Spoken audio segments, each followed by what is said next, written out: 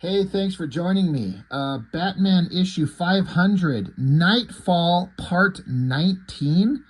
What the hell? Well, if you watch my channel, you know that there's not a lot of DC books I've ever picked up. There's been a few here and there. DC wasn't for me. I was a Marvel guy, and then I was an Image and a Marvel guy.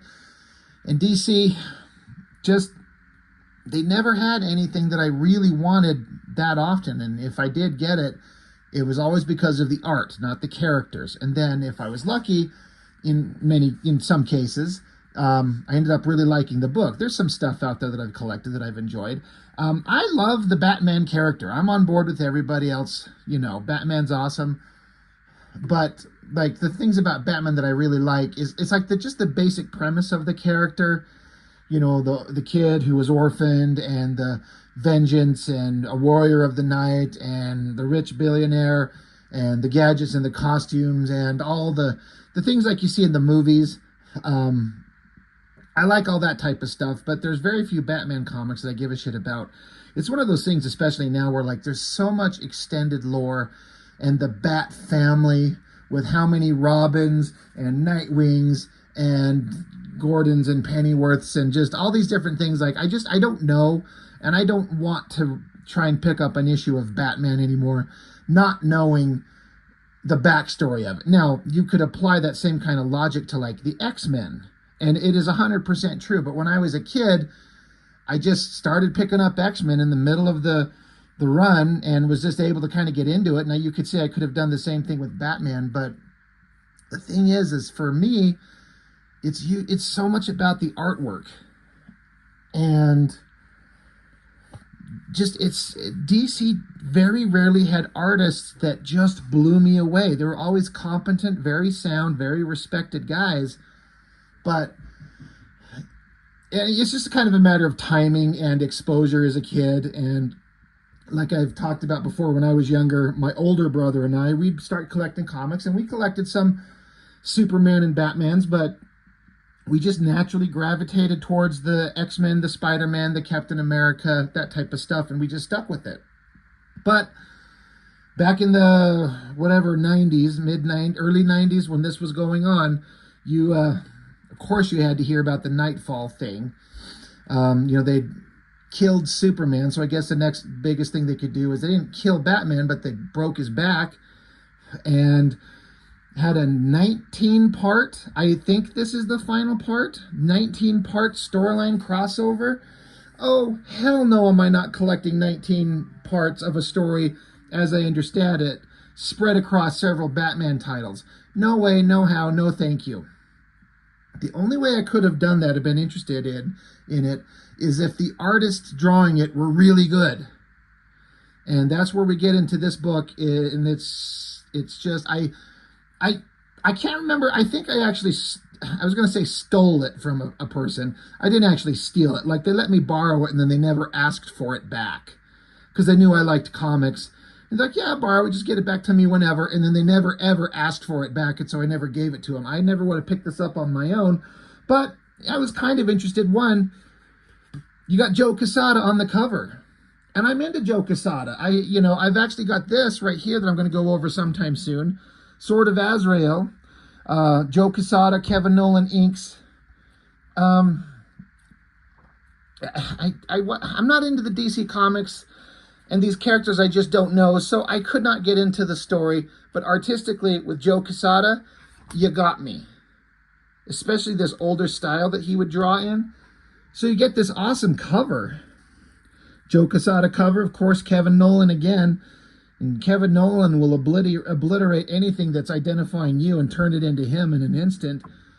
But, and then they got like a gimmicky cover, folding open to show you the new Transformer Batman. Now, I got that from Cartoonist Kayfabe. When the late Ed Piskor would talk about this, he would refer to the new Nightfall Batman as the guy in the Transformer costume. And I'm like, oh, that's funny because it sucks. Joe Quesada can kind of make it look awesome. But Joe Quesada can kind of make anything look awesome. I remember the first time I saw this design, there was some shot of this guy in this costume standing on like a roof of a building with his knee up, looking off to the side. It looked really cool, and I loved it. But then I saw other artists try and draw this costume, and it sucked. But, so I got this from the guy, I borrowed it, and this is like my, 11th grade in high school, something like that. And I haven't looked at it since, before finding it in my long boxes just recently. And I remember, I'm like, oh, yeah, that's right, Joe Quesada. It's part 19. So this is like when Azrael, Jean-Paul Valley, is that his name? Takes over the role as Batman. So remember flipping it open. One, you got these little, like, postcards in here. But I look at this right here. And this is where I'm going to piss some people off. But holy fuck, is that some boring artwork. This is exactly why I did not pick up DC Comics. That is the most boring looking thing I've ever fucking seen in my life. It looks like something from a comic out of 1978. What in the fuck is DC Comics doing? This is 1993. Image Comics is going with the most dynamic artists, with glossy paper, with computer coloring, with the most dynamic kind of poses and anatomy and lighting and shadow. And now that's all opinion. And it doesn't mean that everyone has to like the same thing. I completely get it. But this, to me, is such old school, boring crap. I'm instantly out. I'm done. I don't give a shit what goes on in the rest of the 56 pages if this is what the art looks like. Marvel had Jim Lee and Liefeld and McFarlane and Silvestri and Larson and Wills Portacio and a whole slew of other guys coming up. You got Mike Mignola out there. You got Joe Quesada. You got Adam Hughes. There's everybody under the sun. And they got this boring shit. This sucks. And again, I know I'm pissing some of you off. Jim Aparo, if that's how you say his name, I don't know much, except I know I've seen the name, and I do believe this is a name that's respected in the industry quite a lot. And so I'm sounding really disrespectful. I'm sorry. It's old school in its presentation through and through, and it's boring as hell. Now, the storytelling through all these pages is clear. There's never a moment where I couldn't tell what was going on. But this light gray spandexy suit and this light blue mask and cape, now I'm used to it all being dark and black and gothic, kind of like the movies. That's the version I prefer. And this is the classic kind of old school Batman, the yellow symbol, the gray tights, the blue.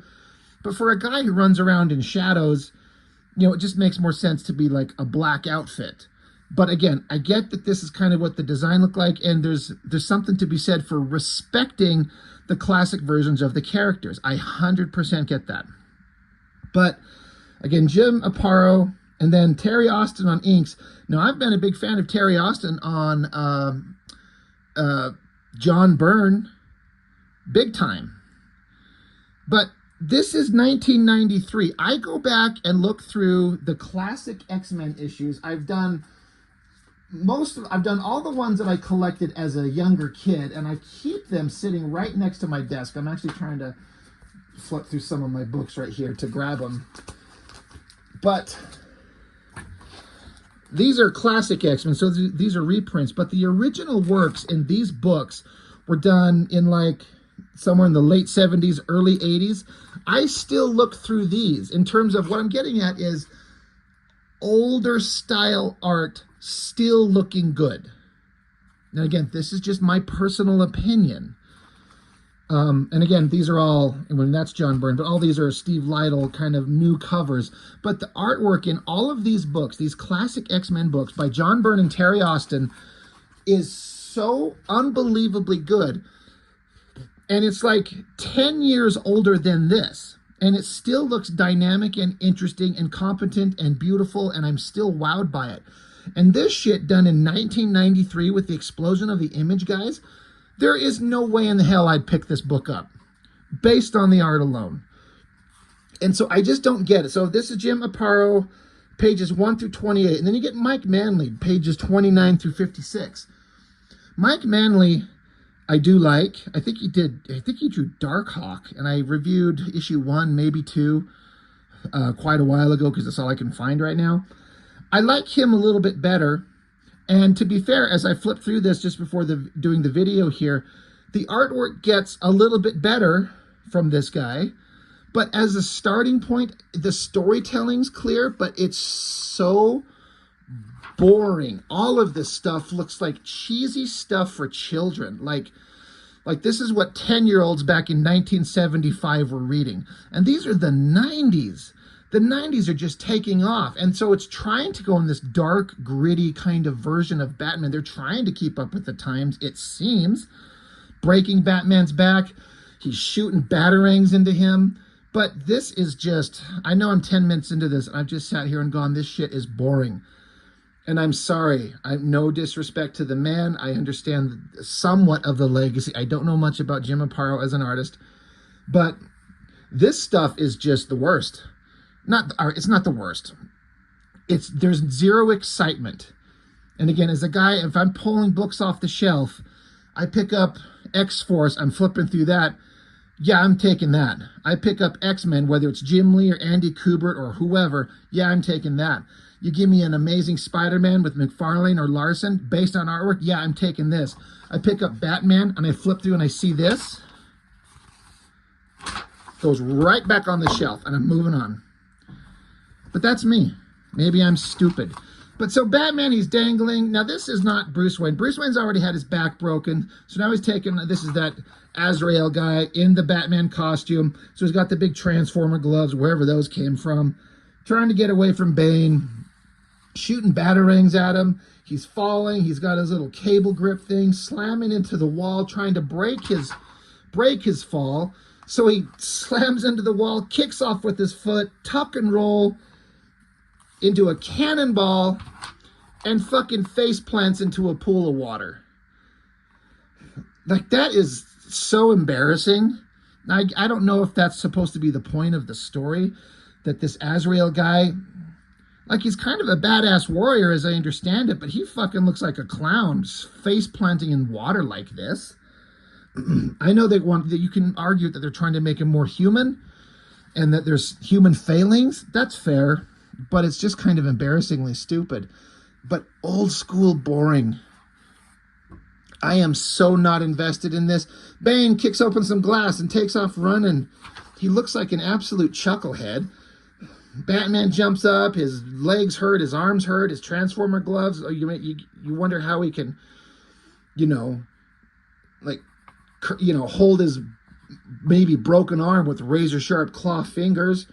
Bane takes off running, kicking through people. Batman's like, well, we better go get him. This guy's got bug-eyed things going on. Holy shit, that's something.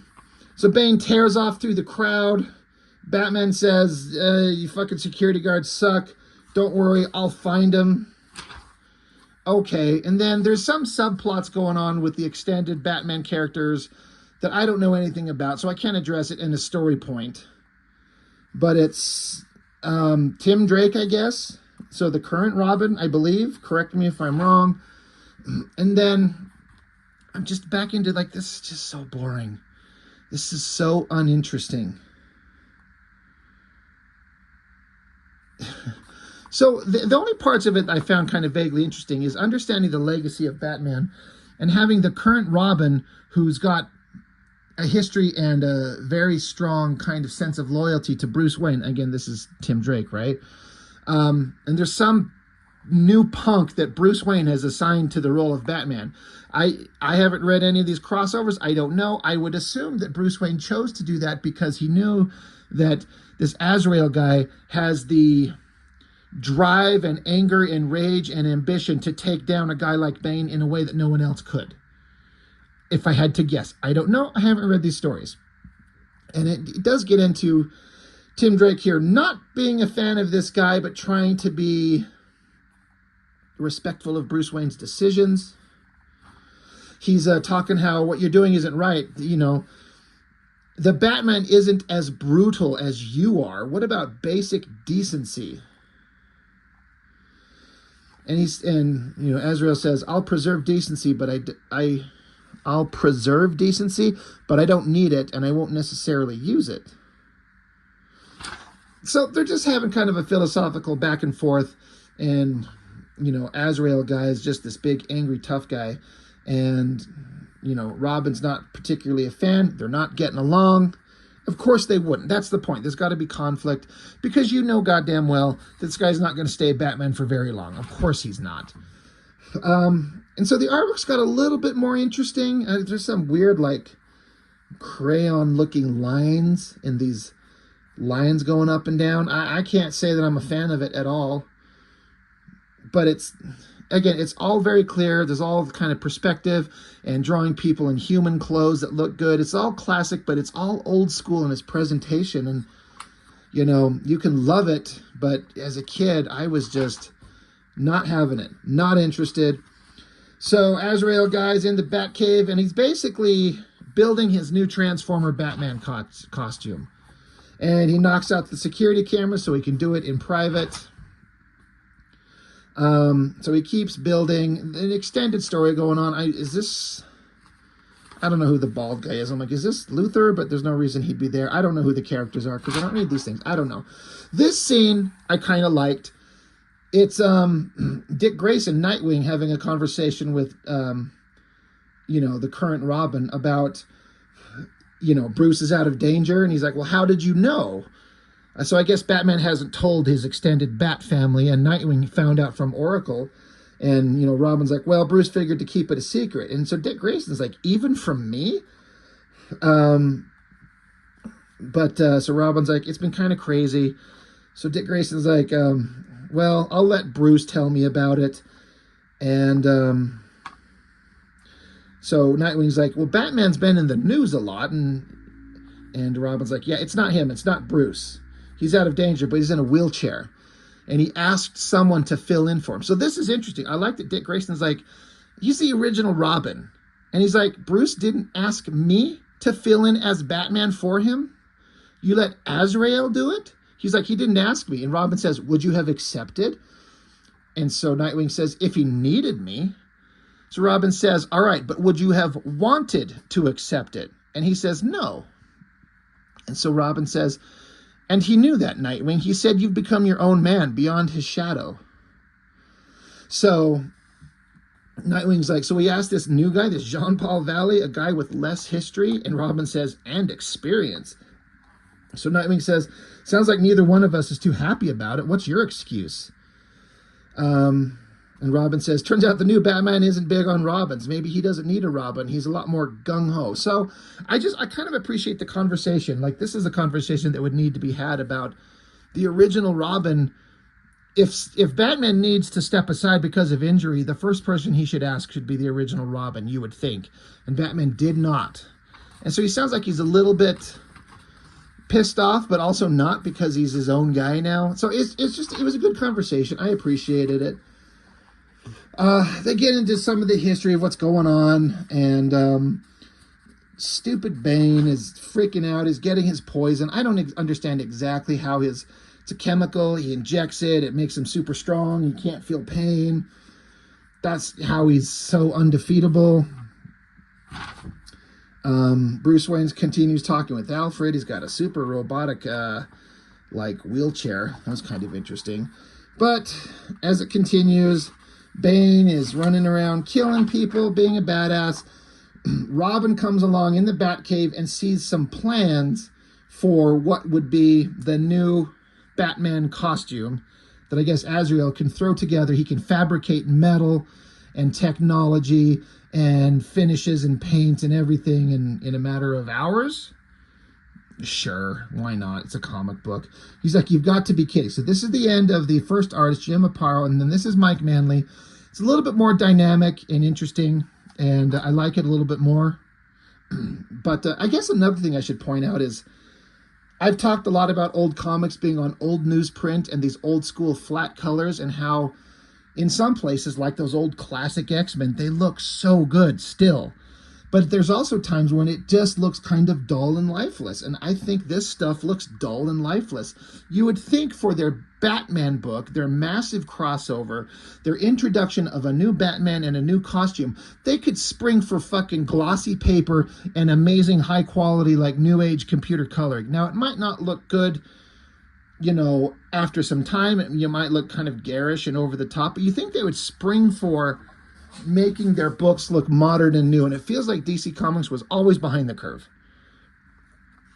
I'm just kind of shocked that in 1993, for a book that's this big, 50, almost 60 pages, you're paying $4 for it, which was a lot at the time, that they wouldn't just bring their coloring and paper quality up to kind of modern standards.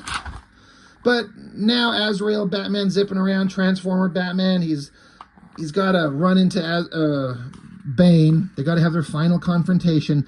And like I said, I've seen Joe Quesada, for example, draw this Transformer costume, and I thought he made it look good, but looking at it here, it's fine as like an alternative version for a moment. But no, it is not better than the original. But the original Batman costume has always got some variation. The Batman costume, it simply needs to be a cowl with pointy ears and a big long cape and a Batman symbol on your chest. Everything else is variable, in my opinion. It's not like a set design.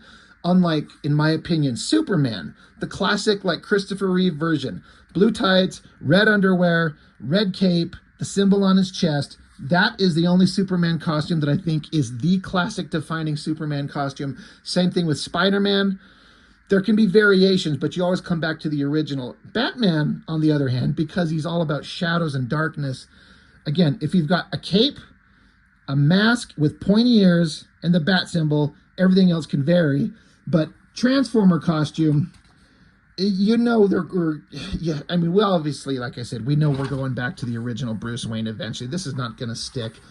But Transformer Batman zipping around, just flying around the city. This is kind of an interesting shot with the spiky cape and the silhouette of him above the city. I kind of dig that.